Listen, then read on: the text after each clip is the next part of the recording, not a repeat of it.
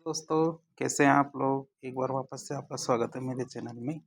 आज हम बात करेंगे पर्यावरण के एक टॉपिक के बारे में। ये हमारा एक टॉपिक है जो हमारी पर्यावरण की सीरीज और इकोलॉजी की जो सीरीज चल रही है उसके अंतर्गत एक नया टॉपिक लाए हैं आपके लिए। टॉपिक का नाम हमारे निर्वनीकरण या डिफॉरेस्टेशन। बात करें इसकी तो मानवीय सुविधा के लिए वनों, जंगल और अन्य भूमि से वनों, जंगल और अन्य भूमि से बड़े पैमाने पर पेड़ों को काटने की प्रक्रिया क्या कहलाती है? निर्वनीकरण कहलाती है। तो इसमें बड़े पैमाने पर हम क्या करते हैं? जंगल, वन और भूमि से क्या करते हैं? पेड़ों को हटाने की प्रक्रिया को हम क्या कहेंगे? निर्वनीकरण कहेंगे। निर्वनीकरण क्या होती है? एक गंभीर पर्यावरणीय चिंता होती है। निर्वनीकरण क्या होती है? गंभीर पर्यावरणीय चिंता होती है। क्यों? क्योंकि इसके परिणाम स्वरूप क्या होता है? प्राकृतिक आवास को नुकसान होता है, जैव विविधता की क्षति होती है, जल चक्र में अनियमितता आती है और भूमि का क्षरण होता है, भूमि का नुकसान होता है। इसकी वजह से वनों की कटाई से क्या होती है? ग्लोबल वार्मिंग होती है और जलवायु परिवर्तन के दुष्प्रभावों में तेजी आती है। इसकी वजह से क्या होता है? ग्लोबल वार्मिंग होती है, साथ ही साथ जलवायु परिवर्तन के दुष्प्रभावों में तेजी आती है। अब इससे पहले हमें पता होना चाहिए कि वनों का क्या महत्व है, जब भी तो हम उनको बचाने की कोशिश करेंगे। वनों के महत्व की बात करें तो वनों के द्वारा ग्रीन हाउस गैस जैसे कि हमारे कार्बन डाइऑक्साइड गैस, इसको अवशोषित करके जलवायु परिवर्तन को नियंत्रित करने में ये योगदान देते हैं। जलवायु परिवर्तन में को रोकने की कैसे कोशिश करेंगे? ये क्या करते हैं? कार्बन डाइऑक्साइड गैस को अवशोषित करते हैं। बात करें वन क्या करते हैं? ऑक्सीजन, भोजन, स्वच्छ जल और औषधि आदि इस संसाधनों के स्रोत होते हैं, अर्थात ये मनुष्य को ये सब चीज़ें देने में अपना इतना योगदान देते हैं। वन क्या करते हैं? जल चक्र में महत्वपूर्ण भूमिका निभाते हैं, जैसे वाष्पोत्सर्जन की प्रक्रिया के माध्यम से पेड़ों के द्वारा वायुमंडल में जलवाष्प की मात्रा को नियमित रखा जाता है। क्या किया जाता है? वन क्या करते हैं? जल चक्र में महत्वपूर्ण भूमिका निभाते हैं, जैसे हमारे वाष्पोत्सर्जन की प्रक्रिया के माध्यम से पेड़ों के द्वारा वायुमंडल में जलवाष्प की मात्रा को नियमित रखा जाता है। वनों के द्वारा बाढ़ के पानी को संग्रहित करने का कार्य भी किया जाता है। वन क्या करते हैं? पानी को, जो बाढ़ का पानी होता है उसको संग्रहित करने का कार्य करते हैं, जिसके कारण क्या है? इससे विनाशकारी प्रभाव में कमी आती है। जो विनाशकारी प्रभाव उत्पन्न होते हैं उनकी कमी आती है यदि वन होंगे तो। वन क्षेत्रों में पादपों की जड़ों के द्वारा मिट्टी को यांत्रिक सामर्थ्य दिया जाता है। वन की क्या करते हैं? पेड़ पौधे होते हैं, उनकी जड़ों के द्वारा मिट्टी को यांत्रिक सामर्थ्य दिया जाता है, जिसके कारण क्या? मिट्टी का कटाव नहीं हो पाता। पृथ्वी पर ज्ञात सभी वन्य जो प्रजाति हैं, इनका 50% से भी अधिक भाग कहाँ पाया जाता है? वन क्षेत्रों में पाया जाता है। हमें पता है जितनी प्रजातियां हमारे पास पाई जाती है जंगलों में ही पाई जाएगी। अतः उन सब के लिए हमें प्राकृतिक आवास का कार्य कौन करते हैं? हमारे वन करते हैं। उन सबको रहने के लिए जो जगह की उपलब्धता कौन उपलब्ध कराते हैं? हमारे वन उपलब्ध कराते हैं। अनेक उद्योग होते हैं, जैसे हमारे लकड़ी, कागज, कपड़े इत्यादि के लिए कच्चे माल की आपूर्ति वनों के द्वारा ही की जाती है। विश्व में लगभग बात करें तो 1.6 अरब रोजगार वनों पर ही निर्भर करते हैं। 1.6 अरब रोजगार क्या करते हैं? वनों पर निर्भर करते हैं। बात करें निर्वनीकरण के कारण, ऐसा क्या हो रहा है कि वन काटे जा रहे हैं, वनों को नुकसान हो रहा है? वनों के प्राकृतिक कारण या प्राकृतिक कारणों से निर्वनीकरण की बात करें, फिर हम बात करेंगे कौन से? मानव जनित कारणों की। ये मानव की वजह से कौन कौन से कारण है ऐसे जिनकी वजह से निर्वनीकरण हो रहा है? तो पहला आता है हमारा प्राकृतिक कारण। निर्वनीकरण के प्राकृतिक कारण की बात करें तो हमारे जैसे ज्वालामुखी विस्फोट होते हैं, इसकी वजह से आसपास की वन भूमि नष्ट हो जाती है। आसपास जितने भी ज्वालामुखी विस्फोट होगा तो जहाँ पे विस्फोट हुआ है उसके आसपास लावा निकलता है। लावा निकलने की वजह से, राख निकलने की वजह से आसपास की वनस्पति नष्ट हो जाती है। तूफान आती है, बाढ़ आती है और अन्य प्राकृतिक आपदाएं आती है, जिसके कारण वनों का विकास या विनाश हो जाता है। विकास का विनाश हो जाता है। पेड़ों को नष्ट करने वाले जो परजीवी होते हैं, इनके आक्रमण से भी वन क्षेत्र को नुकसान होता है। तो पेड़ों को नष्ट करने वाले जो परजीवी हैं, उनके आक्रमण से वन क्षेत्र को नुकसान होता है। वनों में प्राकृतिक कारणों से आग लग जाती है। क्या?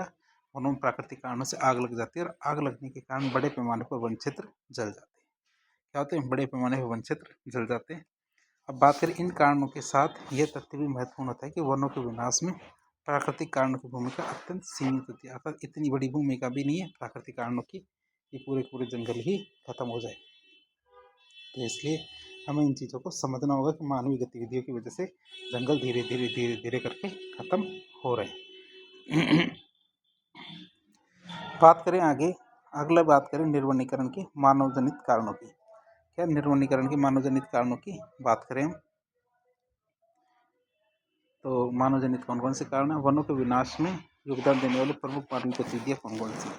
जैसे हमारी कृषि, लॉगिंग, खनन एवं नगरीय विस्तार। तो ये हमारी मुख्य मुख्य गतिविधियाँ हैं जिनकी वजह से वनों का विकास होता है, वो विनाश होता है। जैसे एग्रीकल्चर की बात करें, कृषि की, तो छोटे तथा बड़े पैमाने पर की जाने वाली जो स्थानांतरित कृषि होती है, जैसे कर्तन एवं दहन कृषि भी कहते हैं, झूमिंग कृषि भी कहते हैं, वालरा कृषि भी कहते हैं राजस्थान के अंदर। तो इस प्रकार की कृषि में क्या होता है, जंगल को काटा जाता है, फिर उन्हें जलाया जाता है। जलाने के बाद जो भूमि बचती है उसमें कृषि की जाती है।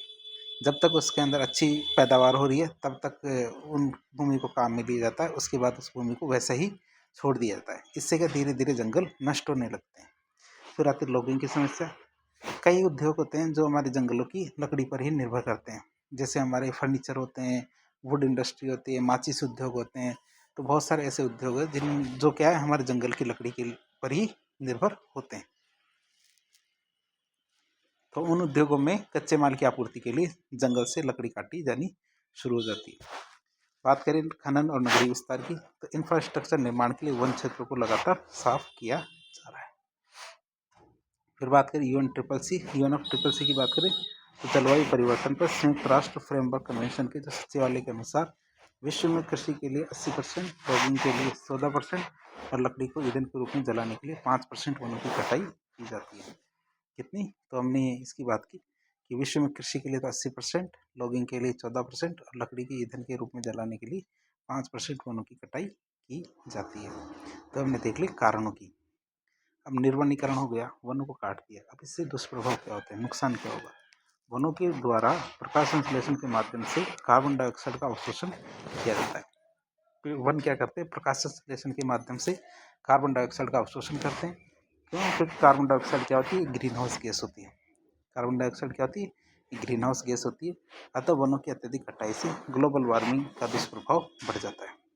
क्या होता है, ग्लोबल वार्मिंग का दुष्प्रभाव बढ़ जाता है निर्वनीकरण के। वनों के द्वारा क्या होता है, वनों के द्वारा जल चक्र को नियमित रखने में महत्वपूर्ण भूमिका निभाई जाती है। वनों के द्वारा क्या, जल चक्र को नियमित रखने में महत्वपूर्ण भूमिका निभाई जाती है। अतः निर्वनीकरण के कारण वाष्पोत्सर्जन की प्रक्रिया कम हो जाती है, जिसके कारण वायुमंडल में आर्द्रता कम हो जाती है और जल चक्र अनियमित हो जाता है। इसकी वजह से क्या होता है, जल चक्र अनियमित हो जाएगा। पेड़ पौधों की मृत सामग्री जैसे हमारी पत्तियाँ, टहनियाँ जब भूमि पर गिरती है तो मिट्टी के कई गुण होते हैं, जैसे हमारी जल धारण क्षमता, उर्वरा क्षमता, ये सब चीज़ें क्या करते हैं, बढ़ने लगती है। और जब ये आप पेड़ पौधों को काट दोगे, वनों को काट दोगे, तो ये क्षमताएं कम होने लगती है। अतः निर्वनीकरण के कारण मिट्टी की जल धारण क्षमता और उर्वरता घटने लग जाती है। बात करें आगे, तो निर्वनीकरण वाले क्षेत्रों में शुष्क जलवायु अनुभव करना बहुत सामान्य सी बात होती है। निर्वनीकरण वाले क्षेत्रों में क्या होता है, शुष्क जलवायु अनुभव करना बहुत सामान्य सी बात होती है और यहाँ पे सूखे और मरुस्थलीकरण का कारण भी बनता है। जहाँ पे किसी समय जंगल थे, आज वहाँ मरुस्थल है। जैसे कि हमारे सहारा की बात करते थे, सहारा में किसी समय पे क्या बड़े बड़े वन हुआ करते थे, लेकिन अब वहाँ पे क्या है, बड़े बड़े मरुस्थल है। वनों की कटाई से क्या होता है, मृदा अपरदन बढ़ जाती है, मृदा का अपरदन होना बढ़ जाता है। प्राकृतिक आपदा जैसे हमारी बाढ़ आदि का प्रकोप भी तीव्र हो जाता है। बात करें ढलान वाली भूमि की, तो ढलान वाली भूमि क्षेत्रों में वनों की कटाई के कारण भूस्खलन की घटनाओं में तेजी आती है। क्या होता है, ढलान वाली जो भूमि होती है, भूमि क्षेत्रों में वनों की कटाई के कारण क्या होता है, भूस्खलन की घटनाओं में तेजी आती है। वन और वन्य जीवों के प्राकृतिक आवास होते हैं। वन क्या होते हैं, वन्य जीवों के प्राकृतिक आवास होते हैं, वहाँ पे वो रहते हैं और उन्हें रहने के लिए सुरक्षित आवास और भोजन उपलब्ध करवाते हैं। उष्णकटिबंधीय वर्षा वन पृथ्वी पर सबसे अधिक जैव विविधता वाले वन क्षेत्र होते हैं। उष्णकटिबंधीय वर्षा वन क्या होते हैं, पृथ्वी पर सबसे अधिक जैव विविधता वाले क्षेत्र होते हैं। अतः उनकी कटाई से जैव विविधता को गंभीर खतरा उत्पन्न होता है तथा अनेक वन्य जीवों की प्रजातियां विलुप्त हो जाती हैं। बहुत सारी जो प्रजातियां होती है वो विलुप्त हो जाती है। वनों के द्वारा अनेक उद्योगों के लिए कच्चे माल की आपूर्ति होती है, जैसे हमारे लकड़ी उद्योग के लिए, कृषि उद्योग में, निर्माण उद्योग में, कंस्ट्रक्शन इंडस्ट्री, तो सभी चीज़ों में जो लकड़ी की आपूर्ति हमारी कहाँ से होती है, वनों से होती है। इसलिए वनों की कटाई से क्या अर्थव्यवस्था में अल्पकालिक तो लाभ होता है, क्योंकि थोड़े टाइम तक तो हमें अर्थव्यवस्था में एक उछाल देखने को मिलता है, लेकिन दीर्घकालिक रूप से हमें इसमें काफ़ी ज़्यादा नुकसान देखने को मिलता है। दीर्घकालिक रूप से क्या होता है, उत्पादकता और आर्थिक लाभ कम हो जाते हैं।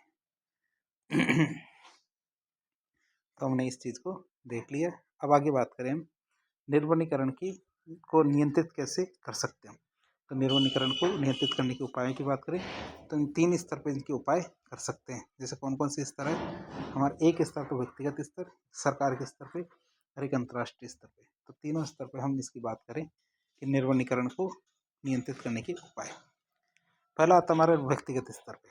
जब व्यक्तिगत स्तर की बात करेंगे तो एक व्यक्ति अपने दैनिक जीवन में 3 आर के सिद्धांत को यदि अपना ले, 3 आर का मतलब रिड्यूस करना। जब तक आपको ज़रूरत ना हो वन्य उत्पाद होते हैं उनको आप उपभोग ना करें जब तक ज़रूरत ना हो। रीयूज मतलब चीज़ जो आपने खरीद ली है उसको आप जब तक वह ख़राब ना हो जाए तब तक उसको यूज़ करो। और रिसाइकिल मतलब एक बार ख़राब हो जाने के बाद भी आप एक बार दिमाग लगाइए कि उसका उपयोग आप किस तरह से कर सकते हैं। तो 3 आर मतलब रिड्यूस, रीयूज और रिसाइकिल। 3 आर का सिद्धांत यदि आप अपना लेंगे तो वनों की कटाई को रोकने में अपना योगदान दे सकते हैं। फिर बात करें निर्वनीकरण के नकारात्मक प्रभाव के बारे में जागरूकता फैला करके, वृक्षारोपण अभियानों में भाग लेकर के एक व्यक्ति निर्वनीकरण को कम करने में अपना सहयोग दे सकता है।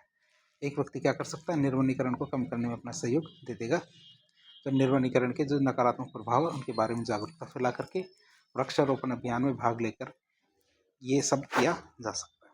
फिर बात करें सरकार के स्तर पर, तो हमने व्यक्तिगत स्तर पर देखा था, अब सरकार के स्तर पर देखें तो वनों की कटाई को नियंत्रित करने के लिए सरकार के द्वारा निम्नलिखित रणनीतियाँ अपनाई जाती हैं। जैसे वनों की अवैध कटाई को रोकने के लिए सुरक्षा उपाय बढ़ाए जाए, कानूनों का क्रियान्वयन क्या है, सख्ती से किया जाए। शक्ति नहीं है, सख्ती है। जैसे अपन सख्ती करते हैं तो सख्ती से किया जाना चाहिए कानूनों का क्रियान्वयन।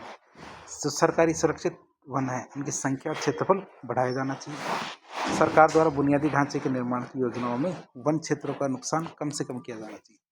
जब भी सरकार के बुनियादी ढांचे की योजनाएं काम में ले या बनाए तो क्या किया जाना चाहिए, वनों को नुकसान कम से कम पहुंचाया जाना चाहिए।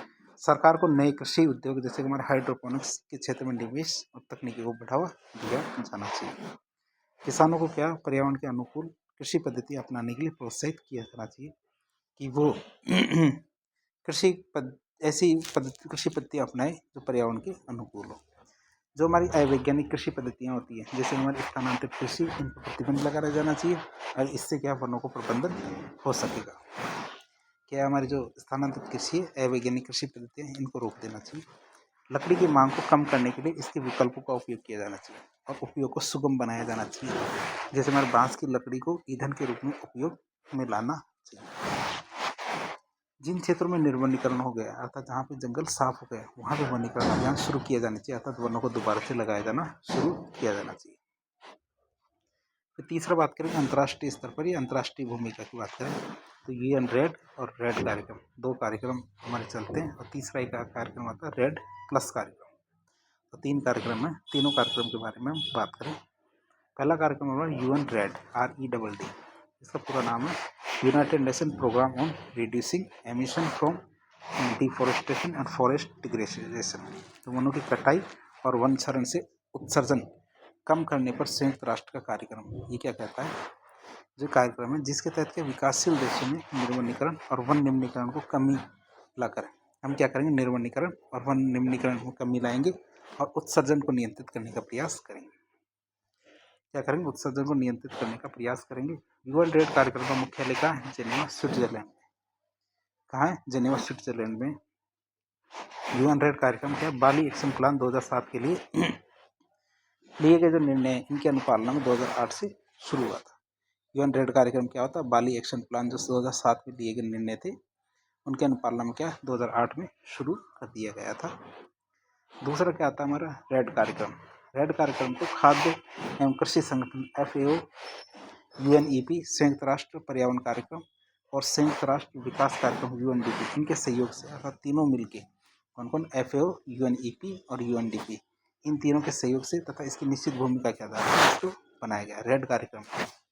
रेड कार्यक्रम में विकासशील देशों में रेड प्लस को लागू करने के लिए आवश्यक तकनीकी क्षमताओं की स्थापना में उनका सहयोग करना है। रेड प्लस के दौरान जो परिणाम आधारित जो भुगतान है उसके लिए UNFCCC की आवश्यकताओं को पूरा करने में सहयोग करता है। फिर बात करें अगला कार्यक्रम हमारा कौन सा, रेड प्लस कार्यक्रम। रेड प्लस कार्यक्रम का उद्देश्य क्या है, विकासशील देशों में निर्वनीकरण और वन निम्नीकरण में कमी ला करके कार्बन अवशोषण को बढ़ा करके वनों का सतत प्रबंधन करना है। रेड प्लस की बात करें तो ये एक प्रक्रिया है जिसको यूएनएफसीसीसी के सदस्यों के द्वारा विकसित किया गया है। इसके द्वारा यूएनएफसीसीसी के सदस्यों के द्वारा इसको विकसित किया गया है। रेड प्लस कार्यक्रम के तहत क्या है, वनों के द्वारा संग्रहित किए गए कार्बन का वित्तीय मूल्य दिया जाता है कि वनों के द्वारा जो संग्रहित किया गया कार्बन है उसका वित्तीय मूल्य दे दिया जाएगा इस कार्यक्रम के तहत। रेड प्लस कार्यक्रम के अंतर्गत क्या होता है, परिणाम आधारित कार्रवाई के लिए परिणाम आधारित भुगतान किया जाता है। जैसी कार्रवाई वैसा भुगतान कर दिया जाएगा आपको। और रेड प्लस कार्यक्रम की बात करें, इस कार्यक्रम में विकासशील देशों में वन भूमि के माध्यम से उत्सर्जन नियंत्रण करने के लिए प्रोत्साहन दिया जाता है। कार्बन उत्सर्जन कम करने वाली जो तकनीक है उसमें निवेश बढ़ा करके सतत विकास को भी बढ़ावा दिया जाता है। तो इस तरह आज के लेक्चर में हमने निर्वनीकरण और सरकार के द्वारा कौन कौन से प्रयास किए जा रहे हैं उनके बारे में देखा, यूएन के द्वारा कौन कौन से प्रयास किए जा रहे हैं इनको देखा। तो इस प्रकार के इन्फॉर्मेटिव वीडियो देखने के लिए हमारे चैनल से जुड़े। वीडियो यदि पसंद आता तो वीडियो को लाइक करें, चैनल को सब्सक्राइब करें, अपने दोस्तों के साथ शेयर करें। यदि आपको कोई सुझाव हो कमेंट बॉक्स के माध्यम से बताएं। धन्यवाद।